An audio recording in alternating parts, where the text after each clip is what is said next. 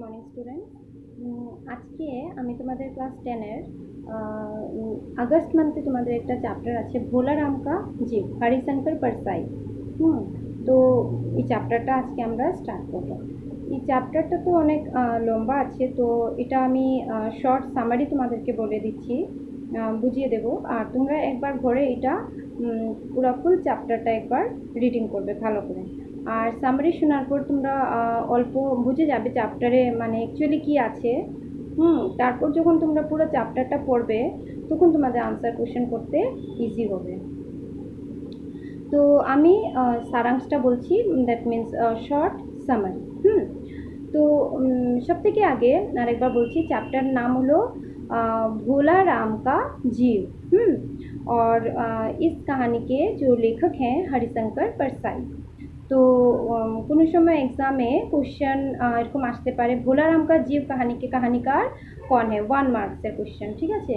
তো তোমরা পোয়েটের নাম পোয়েট না मीन्स রাইটারের नामও তোমরা মনে রাখবে। तो हरिशंकर परसाई। तो देखो भोला राम का जीव जो है वो एक व्यंग्य रचना है, ठीक है। व्यंग्य तो एक वर्ड आसছে व्यंग्य। व्यंग्य माने की है किसी को उंगली करके, मतलब किसी के तरफ कुछ इशारा करके बोलना, ठीक है। तो इस कहानी में हम देखेंगे हमारे भारत के जो शासन व्यवस्था है, जो सिस्टम है, उसके ऊपर जो लेखक हैं हरिशंकर परसाई जी वो उंगली करते हैं। जैसे कि जिनके पास पैसे होते हैं उनके सारे काम बहुत आराम से हो जाते हैं। और जो थोड़ा मतलब आर्थिक तरीके से थोड़ा डाउन होता है, जैसे पैसों की थोड़ी तंगी होती है, तो उनके मतलब जो छोटे से छोटे काम भी बहुत लंबा खींच जाता है, ठीक है। तो उनको इम्पोर्टेंस एक्चुअली कम मिलता है। तो इसी तरह से मतलब इस कहानी में हमें मिलेगा कि भोला राम का जो जीव है, जीव यानी कि उसकी आत्मा। भोला राम एक आदमी है, एक मानुषेर नाम हलो कि भोला राम। तो भोला राम के जीव के बारे में है कि किस तरह भोला राम जो है वो एक निर्धन परिवार से था और बीच में अचानक से उसकी मतलब मृत्यु हो जाती है। नहीं सॉरी, उससे पहले मतलब मृत्यु से पहले वो रिटायर्ड हो जाता है। रिटायर्ड होने के कई वर्षों तक वो मतलब बहुत ज़्यादा अपने पेंशन निकलवाने में बहुत ज़्यादा दौड़ भाग करता है, ठीक है। लेकिन उसकी कोई सुनता नहीं है और मतलब उसकी जो कागज़ है, जो रिक्वेस्ट है, वो मतलब ऑफिस के टेबल पर ही पड़ी रहती है। कोई भी उसको मतलब जैसे महत्व किसी तरह का মানে কেউ আগেই বলেছিলাম কি এই চ্যাপ্টারে আমরা দেখব যেখানে টাকা আছে ওখানে একটু বেশি মানে ইম্পর্টেন্স দেওয়া হচ্ছে। তো মানে অফিসে ও রিটায়ার্ড হওয়ার পরে অনেক কিছু ফর্মালিটিস থাকে, ও সব কিছু রেডি করে নিয়ে গেছে, সব কিছু রেডি করে রাখা, বাট এখন কাজ হলো গিয়ে অফিস, হ্যাঁ অফিসিয়াল, बट ওরা কিছু इम्पोर्टेंस দিচ্ছে না। और इन द मिड टाइम की हलो मतलब उसकी देहांत हो गई और वो मर गया, ठीक है। तो उसके जाने के बाद भी उसके ज़िंदा रहते रहते तो उसका काम अधूरा था ही, अब उसके जाने के बाद भी मतलब उसका काम अधूरा है या क्या है ওইটাই আমরা स्टोरीते देखो। तो देखो फिर से एक बार बोलती हूँ, भोला राम का जीव एक व्यंग्य रचना है। तो लेखक कौन है, हरिशंकर परसाई। लेखक ने अपने एक रिटायर्ड कर्मचारी, एक मतलब कर्मचारी है जो कि ऑलरेडी आमी बोले दिएছি ও উনি রিটায়ার্ড ছিলেন। রিটায়ার্ড कर्मचारी की दुखपूर्ण यथार्थ घटना, একটা ওয়ার্ড আসছে এখানে यथार्थ। दुखपूर्ण माने खूब बेशी मतलब बहुत ज़्यादा दुख व्यतीत किया उन्होंने अपने जीवन में, बहुत ज़्यादा उनको दुख मिला, ठीक है।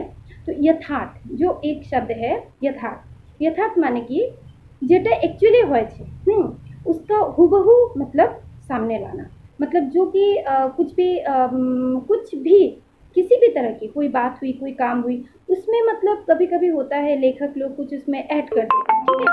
लेकिन यथार्थ का मतलब होता है उसमें कुछ भी मिलावट नहीं करना, बिल्कुल जो बात है जेटा माने स्टोरी আছে एकदम एज इट इज ওইটাকে দেখানো, সামনে আমাদের সামনে আনা, ঠিক আছে। तो यथार्थ का मतलब यही है। तो लेखक ने अपने एक रिटायर्ड कर्मचारी की दुखपूर्ण यथार्थ घटना से प्रेरित होकर इस कहानी को लिखा था। लेखक के एक मतलब दोस्त थे जो एक कर्मचारी रिटायर्ड हो चुके थे, रिटायर्ड कर्मचारी थे, तो उनकी मतलब एक दुखपूर्ण यथार्थ मतलब जो सच्चाई है उनके जीवन की, जो बहुत दुखपूर्ण है वो सच्चाई, उसी घटना को उन्होंने सामने रखा। ठीक है, इस कहानी का कथानक केवल इतना ही है कि भोलाराम का जीव की तलाश स्वर्ग में हो रही है। अब भोलाराम तो मर चुके हैं, तो उनके जो जीव है यानी उनकी जो आत्मा है उनकी तलाश, तो भोलाराम में जो आत्मा मतलब उनकी तलाश कहाँ हो रही है? स्वर्ग में। ठीक है, और उसके जीव यानी उसकी आत्मा की तलाश, जो मरने के बाद उसकी आत्मा को स्वर्ग में ले जाया जा रहा था, तब उसका जीव यमदूत को चकमा देकर, मतलब ये एक हास्यप्रद भी है, मतलब पढ़ के थोड़ा आप लोगों को लगेगा कि क्या है, मरने के बाद फिर आत्मा यमदूत के पास गया, फिर यमदूत को चकमा देकर भाग गया। मतलब इस स्टोरी को थोड़ा इंटरेस्टिंग बना के हमको समझाने की कोशिश की है, हाँ, लेखक ने, हरिशंकर परसाई। तो ऐसा बोला गया है कि जो भोलाराम का जीव है वो जब मरने के बाद उसको मतलब यमलोक में ले जाया जा रहा था, हाँ, तब वो उसने क्या किया, यमदूत को चकमा दे दिया, मतलब उसको मतलब चीटिंग किया। ठीक है, चकमा देना मतलब चीटिंग करके अपने पेंशन की फाइल में घुस गया, क्योंकि उसकी अधूरी इच्छा थी, उसका पेंशन का काम पूरा नहीं हुआ था और बीच में ही उसकी देहांत हो गई थी। तो फिर जब देहांत होने के बाद जब वो मतलब यमदूत के साथ ऊपर जाने वाला था, बीच में ही उसने यमदूत को थोड़ा सा ठग लिया, थोड़ा सा चकमा देकर मतलब चीटिंग करके वो सीधा आया, उसकी पेंशन की जो अधूरी काम थी उसी फाइल में वो घुस गया। ठीक है, और जीव की तलाश करते हुए नारद आते हैं और साहब को, जो दफ्तर के साहब है, उनको घूस में अपनी वीणा देकर दबी हुई फाइल निकलवाते हैं। ठीक है, तो मतलब वो तो भोलाराम तो यमदूत को यमदूत जो यहाँ पर धर्मराज के नाम से, ठीक है, धर्मराज जो है वही यमदूत है, तो यमदूत को चकमा देकर आके वो अपने पेंशन की फाइल में घुस जाता है। और फिर नारद आते हैं और जो साहब यानी जो दफ्तर मतलब दफ्तर यानी ऑफिस, ऑफिस के जो मतलब बॉस हैं, उनसे मतलब कुछ घूस देना पड़ता है, मतलब जो काम आसानी से नहीं होता है, थोड़ा बहुत घूस दिया। तो नारद के पास एक वीणा थी, तो उन्होंने घूस में अपनी वीणा दे दी। ठीक है, वीणा देकर उन्होंने बड़ी मुश्किल से भोलाराम का उस फाइल को उन्होंने निकलवाया। फाइल में चिपके भोलाराम के जीव से स्वर्ग चलने के लिए कहते हैं, मगर भोलाराम का जीव और उस फाइल को निकालने के बाद, फाइल में तो हमने पहले ही देखा कि भोलाराम का जीव आकर यमदूत को चकमा देकर आकर फाइल में घुस गए थे। तो उस भोलाराम के जीव को नारद ने क्या किया, समझाया, बोला कि स्वर्ग में चलने के लिए। ठीक है, मगर भोलाराम का जीव कहता है कि मैं तो भाई अपनी पेंशन की दरख्वास्त में यानी एप्लीकेशंस में ही चिपके रहना चाहता हूँ। तो भोलाराम भी बहुत जिद्दी है, उसने कहा नहीं, मैं तो नहीं जाऊँगा, क्योंकि मेरा ये काम अधूरा था।